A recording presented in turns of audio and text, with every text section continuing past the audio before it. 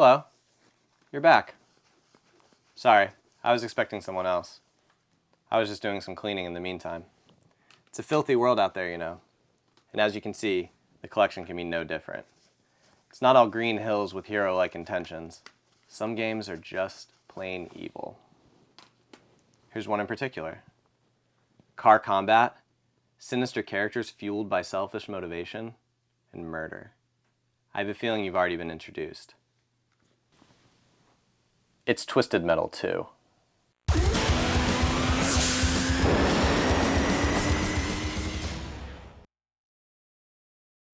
Before we get started, let's go back to a particular night many years ago. While at a sleepover at my friend Chris Razniak's house, I met a clown who by the end of the night drew me in unlike the ones who came into my life before him. His name was Sweet Tooth, and he was arguably the mascot of the game Chris's cousin brought home from work that night. I've always had a love-hate relationship with clowns in particular, intrigued by their appearance and demeanors, but always fearful of their intentions.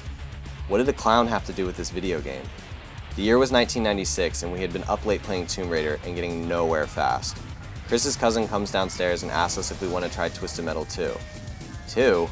I had never heard of the first game, let alone a sequel. Looking at the cover, I saw the image of a man bound between two giant tires, crushing down on a race car as other vehicles attacked with missiles and machine guns from behind. Staring at the Eiffel Tower as it burned in the background and the evil grin of the clown's face, I said, "We have to play this." The premise of Twisted Metal 2 is one of my favorites of all time. A man named Calypso holds a contest every year where drivers and their vehicles compete in a destruction derby to the death until only one driver remains. 8 levels, 2 bosses, and 13 other competitors are all that stand in between you and whatever their heart desires. Each character has their own feel, special weapon, and agenda, so you'll have to beat the game as all of them to see how their fates turn out. Will you aid Axel, who wishes to confront the man who locked him away in this devilish machine? Warthog, an elderly military captain who will do anything to retain his younger years? Or maybe Outlaw 2, a police officer searching for her brother who disappeared after he won last year's contest? I was always partial to Grasshopper. Being only 15 years old, Krista Sparks lied about her age to join the contest in order to win the prize of finally confronting her long-lost father. Her dune buggy is fast, and its special attack sends her flying through the air as she hones in on her enemies and crashes into them. Will she be the one to make it to the end and get her wish? That's up to you, driver. To this day, I still feel emotionally connected to all of the game's characters in some way. Every one of them feels colorful, fleshed out, and truly alive. Their creator, David Jaffe, who is responsible for the birth of the Twisted Metal series and its writing, went on to utilize his knack for strong character design in another series he would create some years later. No doubt you've heard of it. The first level in the game is Los Angeles. Last year's contest took place exclusively in LA, and as the result, the City of Angels has been left in rubble. Buildings are burned, streets are broken, but as a battlefield, it's a nice open area with tons of weapons and plenty of room to get used to your car. I'd recommend picking up all the power-ups you can find and trying them out to better understand how they work. There's missiles, bombs, napalm, and lightning, which can do a lot of damage if you figure out how to use it. Oh, and every car has access to secondary abilities via the button combos on the D-pad.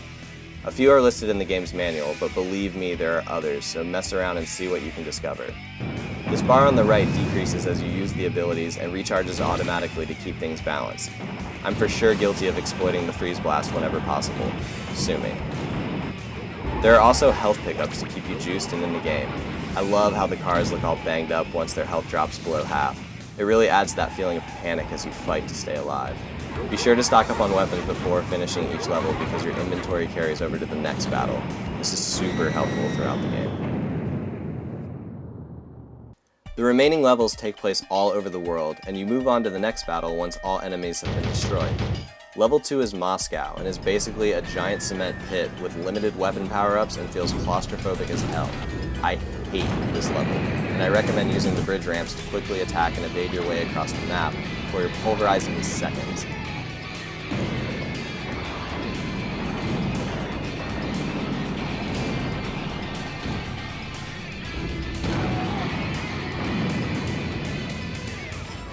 Level 3 takes place in Paris, complete with narrow alleys, the the Seine River, and of course, the Eiffel Tower.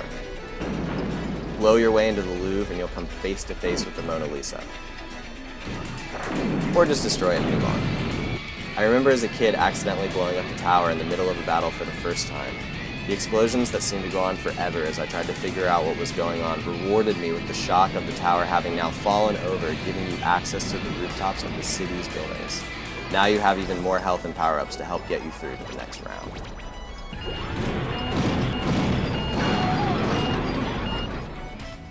Incredible.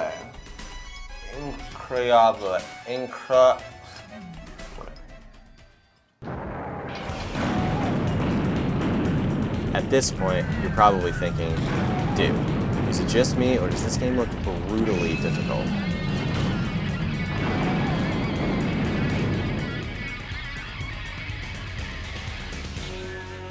I see you've been paying attention.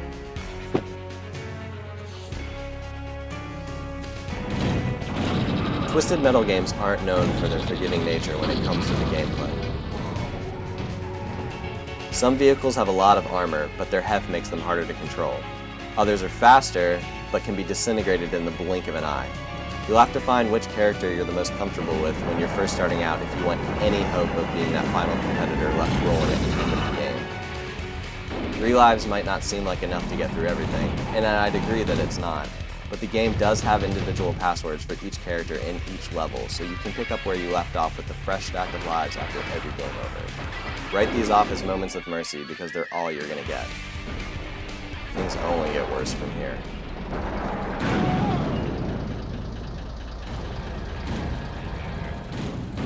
Amazonia is where things really start to heat up. Good luck picking off your enemies as you race along the ancient stone pathways and avoid going into the lava unless it's absolutely necessary. I swear it only affects your competitors sometimes, but it will affect you every time. To my knowledge, there aren't any active volcanoes near the Amazon rainforest, but I like the imagination at play here. I always find myself posting up on the little island and attacking enemies as they make their way across the lava, hoping to kill me. There are a few hidden areas to discover, which not only offer sustenance and weaponry, but also a place to hide. You're going to need them when all the enemies are dusted and in comes Minion, the final boss from the first Twisted Metal game. The demon from hell charges at you in his modified tank, and his special weapon can blow through you like a cardboard box. Speaking of his size, if he collides with you and your vehicle, you are sure to take heavy damage. Do not let him get close to you at all costs.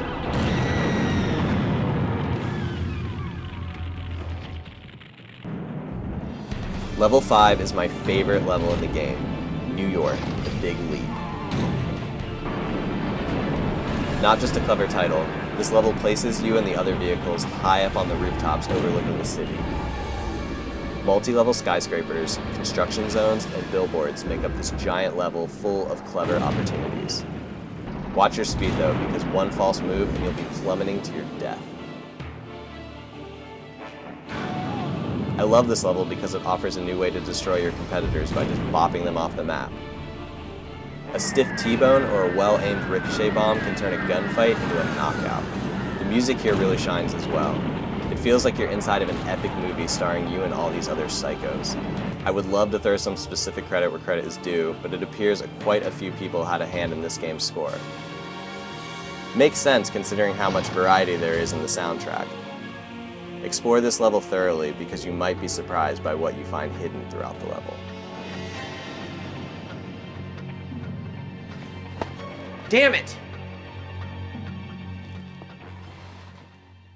What is that? Secrets. Twisted Metal 2 may have been my awakening of such a thing heavily implemented into video game design. I've already hinted at a few of them so far, but that doesn't mean I'm giving away all of them.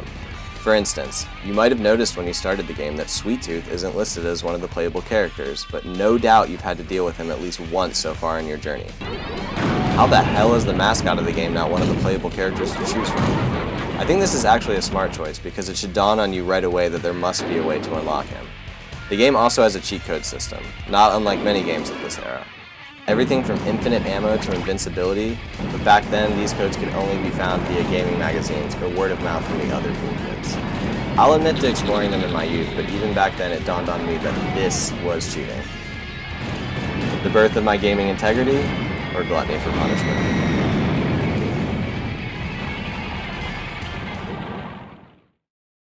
Antarctica. Seriously? This is a battleground. Level 6 is actually my worst nightmare. Just like in the New York level, you can easily fall to your death, but instead of being on the top of skyscrapers and falling to the streets below, this time you're on an iceberg, and the aforementioned streets are now the Southern Ocean. To make matters worse, the iceberg is falling apart. Every few seconds another chunk will slowly flash and crack, giving you a brief heads up that you need to move fast or suffer the consequences. You can also use this to your advantage as well. It's such a high when you can freeze an opponent on a section of the level just as it's about to break off and make them fall to the sea below. Easier said than done though. Again, the music here is fantastic. It's a film score. I remember popping the game disc into my CD player just to listen to the tracks. You could do that with PS1 games in case you didn't know. Anyway, I love how large this map starts out and eventually crumbles away into being the smallest. If this were real life and I was stuck on this melting snow cone of death, I would for sure be dead. Luckily, I would never join any contest like Twisted Metal. I'm not crazy.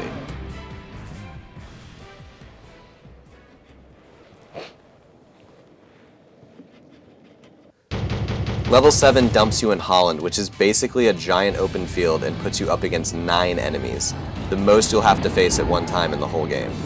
At first you might think, okay, breather level. But you're wrong. Holland is incredibly punishing. There is nowhere to hide outside of the 2 windmills, which can easily be destroyed by the other competitors, and you'll feel vulnerable to every attack being thrown around the arena. I always find myself changing up my approach in this level. Normally I load up on weapons and try to tunnel each opponent individually, picking them off one by one. However, in Holland, the odds of you getting ganged up on and destroyed in mere seconds are way too high. Stick and move, baby. Stick and move. I guarantee you'll have this level password memorized because you're going to be dying and punching it in more than a few times. God, this takes me.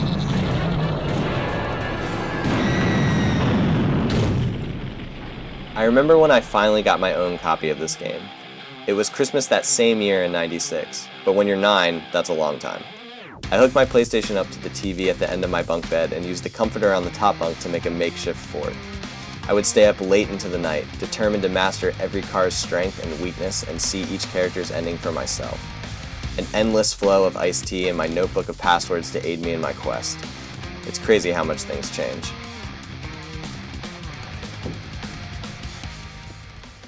What? The final level is Hong Kong, a grid system of city streets including the harbor, this interior area, and a metro system. I like this level because of all the levels, it's the one that feels the most like a real place. It doesn't hurt that the song reminds me of Big Trouble in Little China either. This level is stocked with weapons, and there's a lot of health spread around, but all of them are pretty far apart, so knowing their location is key. The streets have such long stretches, and I like to use the mini-map to flank my opponents whenever possible. After you clear out all the enemies, you might be thinking, this is it, I've done it. But again, driver, you're wrong. The final boss is all that stands in the way of you and whatever your chosen driver desires. Whatever confidence you've built up to this point will quickly vanish the second you lay eyes on the final boss. Darktooth. Wait a minute. That can't be a coincidence. Oh! Darktooth. Sweet Tooth's father has come to stop you from winning this year's competition and avenge the life of his now fallen son, who you've killed, along with every other competitor in the competition. His giant-sized monster ice cream truck is still disorienting for me to this day. His weapons feel like they stun you as he crushes your vehicle into the ground with his huge tires. I'd say his weakness is fire, but honestly I'm not even sure anymore. Just keep your distance as you speed around the level, loading up on weapons, and then zero in for the kill. But don't celebrate too soon as you finally watch the pieces of his vehicle rain down around you. It's not over yet. The flaming head on top of the truck survives. laughing at you just like he laughed at me when I first laid eyes on him all those years ago. Put him out of his misery, and victory is yours. Depending on who you've been playing as, you'll be greeted by a fantastic comic book-like cutscene of your driver pulling up on Calypso and demanding whatever it is their heart desires. Did you finish the game as Mortimer, who was hired by the innocent victims who died as a result of last year's contest? Chuck and Stu, who are on the search for the ultimate high? Or maybe Ken, a man whose only desire is for the world to know his name. I won't ruin any of these endings for you, but I will spoil one. I used to have this theory that the easier it is to finish the game with a character, the less satisfactory their ending was. Revisiting this thought as an adult, however, I've decided to eat my words. Thumper is no doubt the easiest car to get through the game with due to his overpowered flamethrower attack. However, the fate that Bruce Cochran meets is honestly one of the more poetic endings. He wishes to rule the world, to be the king of the earth, which is exactly what he gets. The earth in its current state has been devolved into nothing but destruction, death, and debris as a result of the contest and the actions he chose to make within it. With no one and nothing left to rule over, he just sits on his throne and barks out orders at the corpses that lay beneath him, surrounded by an endless plain of pain and nothingness. Be careful what you wish for. That's all for this episode, drivers. I wish I could stay and chat, but I've been waiting on a very important letter. I wonder what's taking so...